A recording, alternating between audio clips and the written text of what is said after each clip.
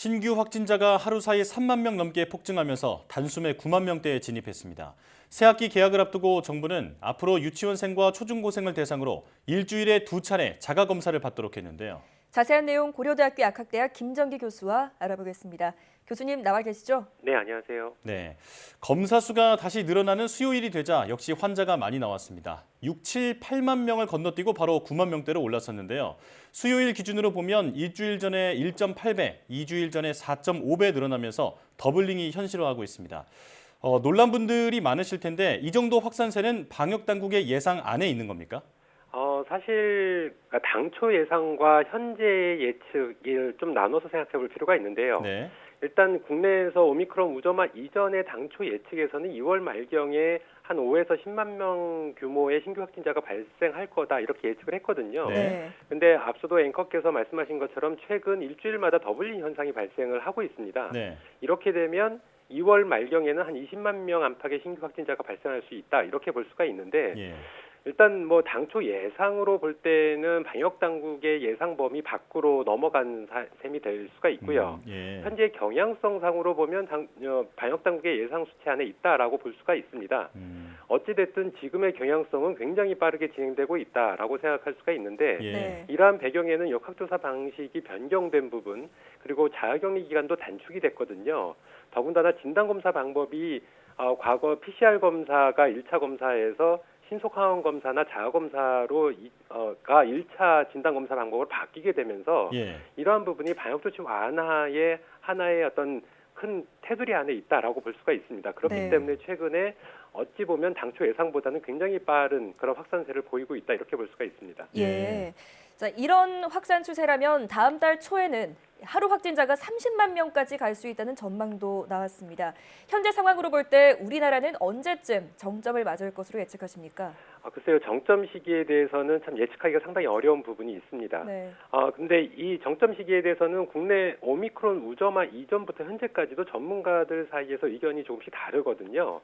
저는 개인적으로 볼 때 4월경에 오미크론 유행의 정점에 도달하지 않을까 이렇게 예측을 한 바가 있는데 네. 만일 지금처럼 당초 예상보다 확산세가 더 가파르다라고 했을 때에는 제가 예상했던 4월 정점보다는 조금 더 앞당겨질 수가 있다 이렇게 생각을 하고 있고요. 예. 그 이유 중에 하나는 많은 분들이 감염이 되다 보니까 백신을 안 맞아도 면역을 획득하는 그런 효과가 또 발생할 수가 있거든요. 어찌됐든 이러한 부분들 때문에 만약에 지금 상태에서 정점이 조금 앞당겨진다고 하면 한 3월 말경이나 4월 초경이 되지 않을까 이렇게 개인적으로 예측을 하고 있습니다. 예, 3월 말에서 4월 초 정도에는 정점을 맞을 것으로 보인다. 이렇게 말씀해 주셨는데요. 김부겸 총리가 민생 경제와 방역 상황을 고려해서 오는 금요일 거리두기 조정안을 발표하겠다고 밝혔습니다. 모임 인원이나 영업시간 제한이 다소 완화될 것이라는 전망이 유력한데 교수님께서는 어떤 조치가 적절하다고 보십니까? 지금 말씀하신 것처럼 현재 가장 유력한 설이 사적 모임 인원을 8인까지 그리고 영업시간을 1시간 연장해서 10시까지로 완화하는 조치가 유력해 보이거든요. 네. 근데 이 부분이 지금 상황에서 지금 오미크론 확산이 굉장히 가파르게 진행되고 있는 상황에서 적절하냐라고 하는 부분인데 네. 앞서도 말씀드린 것처럼 현재의 당초 예상보다 오미크론 확산이 더 빠른 이유 중에 하나가 여러 가지 방역 조치가 완화된 부분이 분명히 있다라고 볼 수가 있습니다. 예. 근데 여기에 추가적으로 사회적 거리두기 조치도 완화가 된다라고 하면 네. 지금보다도 더 빠른 신규 확진자 증가세를 보일 수가 있다 이렇게 될 수가 있고요. 예. 문제는 성인보다는 실제로 아이들, 그러니까 소아청소년들이 더 문제가 될 수가 있습니다. 일단 소아청소년들 같은 경우에는 연령에 따라 백신 접종이 아직 이루어지지 않았거나 아니면 접종률이 상대적으로 성인보다 낮거든요. 예. 더군다나 한 2주 정도면 이제 3월부터 전면적인 개학이 시행이 되는데 이렇게 되면 소아청소년들 사이에서 크게 확산할 가능성이 상당히 높아 보인다라고 생각을 하고 있고요. 예. 그렇기 때문에 이러한 부분이 가장 우려스럽다라고 생각할 수가 있습니다. 지금 이러한 방역조치 완화는 과거나 앞으로 사회적 거리두기 부분에서 완화되는 조치들이 실제로는 정점이 지난 이후에 이루어져야 될 방역 완화 조치라고 볼 수가 있는데 네. 지금 확산이 진행되고 있는 상황에서 이러한 방역조치 완화가 동시다발적으로 시행이 되는 부분은 너무 적절치 않다. 굉장히 방역조치 완화가 빠르다 이렇게 볼 수가 있습니다. 네. 자, 말씀하신 대로 이 성인보다는 소아청소년이 더 우려되는데요. 이에 따라 새로운 학교 방역 추가 지원 방안도 발표됐습니다. 교육부가 유치원생과 고등학생들에게 무상으로 자가검사 키트를 지원하겠다는 건데 대신 일주일에 2차례 자가검사를 하도록 했습니다. 그런데 문제는 신속 항원 진단 검사 상대적으로 정확도가 많이 떨어지지 않습니까? 2차례 선제 검사를 한다고 해서 교내 확산을 막을 수 있다고 보십니까? 일단 횟수는 차치하고요. 신속 항원 검사는 동전의 양면처럼 태생적으로 긍정적인 면과 부정적인 면을 다 가지고 있습니다. 네. 긍정적인 면은 말 그대로 신속히 확진자를 찾아낼 수 있다라는 점인데요. 반면에 부정적인 면, 대표적으로 정확도가 떨어지기 때문에 위음성자가 발생을 할 수가 있고 예.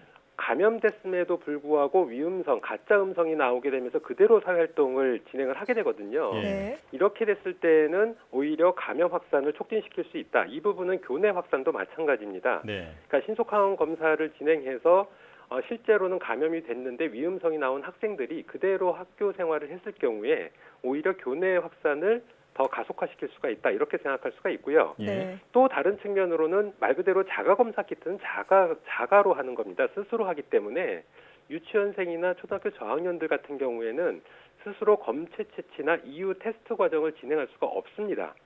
그렇기 때문에 검사 과정 자체에서 큰 애로사항이 있을 수가 있고요. 예. 더군다나 이게 어떤 독립적인 공간이 아니라 교실 내에서 만약에 일괄적으로 시행이 된다라고 하면 마스크를 내리고 검사를 진행하는 과정에서 오히려 감염을 매개할 가능성도 배제할 수 없다. 이렇게 볼 수가 있습니다. 네.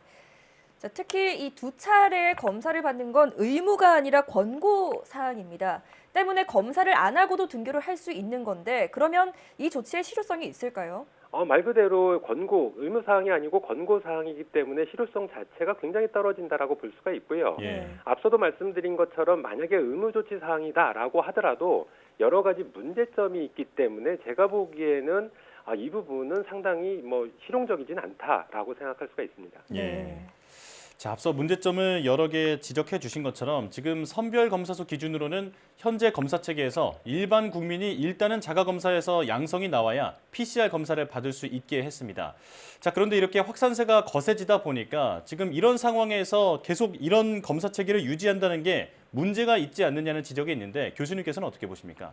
일단 지금의 진단검사 방법 전환의 배경에는 오미크론이 확산되게 되면 신규 확진자가 크게 증가할 것이다. 이렇게 되면 검사 대상자가 늘어나면서 PCR 역량에 한계가 있기 때문에 어쩔 수 없이 진단검사 방법을 전환했다라고 하는 게 방역당국의 입장이거든요. 네. 저도 개인적으로 이 부분에 대해서는 동의를 합니다. 다만 우리나라 PCR 역량 범위가 하루에 85만 명까지 가능하거든요. 네. 그렇기 때문에 최대한 PCR 역량을 활용을 하면서 추가적으로 신속 진단 검사를 병행하는 게 원래 맞지 않을까 생각을 하고 있거든요. 예. 그래서 이러한 부분들이 어느 개선이 필요하다. 그 개선을 했을 때 오히려 신규 확진자 증가세를 오히려 어느 정도 완만하게 유지할 가능성이 있다라고 보는데 예. 일단 대표적으로 제가 생각하는 방법은 신속 항원 검사 양성자에 대해서는 우선 PCR 검사를 하는 방법, 예. 그리고 음성인 사람들 또는 검사하지 않은 사람에 대해서도 PCR 검사 방법은 문을 열어두어야 된다 이렇게 생각을 하고 있거든요. 예. 앞서 말씀드린 것처럼 신속 항원 검사에서 양성이 나왔을 경우에는 패스트트랙 방법으로 해서 우선적으로 PCR 검사를 해주는 방법도 있거든요. 그래서 일정 부분 개선은 필요해 보인다라고 생각을 하고 있습니다. 네. 예. 자, 근데 확진자는 계속 증가 추세였지만 그나마 중증 환자 병상은 여유가 있었거든요. 하지만 최근에는 중증 환자 비율까지 다시 높아지고 있습니다. 중증 환자 증가 추세 앞으로 어떻게 예측하십니까? 일단 왜 중증 환자가 증가를 하느냐? 그거에는 오미크론이 델타 대비 위중증률이 상대적으로 두 배에서 세 배 정도 낮다라고 평가를 받고 있습니다. 네. 그래서 우리나라 수치에서는 0.42% 정도의 위중증을 보인다 오미크론이 이렇게 나와 있는데 그렇게 되면 10만 명당 인구 10만 명당 그러니까 감염자 10만 명당 400명 정도의 위중증 환자가 매일 발생할 수가 있는 거거든요. 당장 지금 10만 명 규모까지 신규 확진자가 늘어났기 때문에 향후 일주일 정도 지나면 하루에 400여 명 정도의 위중증 환자가 발생할 수 있다 이렇게 볼 수가 있고요. 예. 이런 부분들이 반영이 된다라고 볼 수가 있는데 최근에 델타 대비 오미크론 확산세가 급속히 진행되면서도 위중증 환자는 한동안 200명대로 머물면서 안정세를 보였거든요. 예. 이 부분의 가장 큰 배경은 고령층에서 3차 접종이 이루어지게 되면서 아무래도 고령층 환자 감염 비율이 낮아지고 따라서 위중증 환자가 낮아졌기 때문인데 네. 시간이 지나면서 항체 지속기간이 짧아지고 있는 경향성을 보인다. 이 부분은 과거 델타 유행 때도 보였거든요. 네. 그렇기 때문에 최근에 위중증 환자, 특히 60세 이상에서 감염 사례도 증가하고 있지 않나 이렇게 생각을 하고 있습니다. 예. 따라서 향후에는 점차 늘어날 가능성이 상당히 높다 이렇게 볼 수가 있습니다. 예. 자, 시차를 두고 위중증 환자도 늘어날 상황인데요. 화이자와 모더나가 오미크론 변이용 백신 임상 시험에 이미 들어간 것으로 알려졌습니다. 빠르면 상반기 중에 상용할 수 있다고 하는데 이런 상황에서 기존 백신으로 추가 접종을 하는 게 적합하다고 보십니까? 일단 결론부터 말씀드리면 적합해 보인다라는 개인적인 의견을 가지고 있습니다. 예. 네. 왜냐하면 오미크론 변이용 백신이 상용화될 시점은 앞서도 앵커께서 말씀하신 것처럼 올해 상반기거든요. 네. 그러니까 조금 제가 보기에는 상반기 중에 여름 가까이 돼야지 상용화가 될 수 있을 걸로 보이고 있는데 네.